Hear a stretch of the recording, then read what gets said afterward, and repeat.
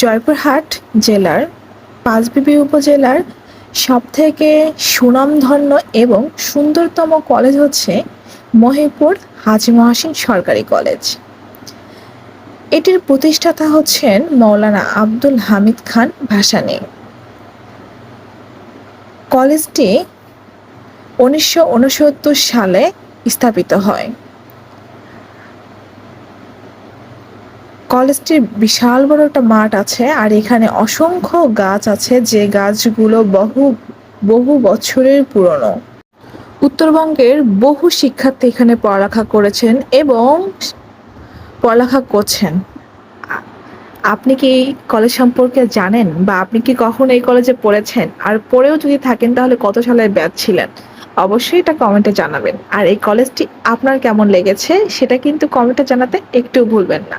ধন্যবাদ সবাইকে।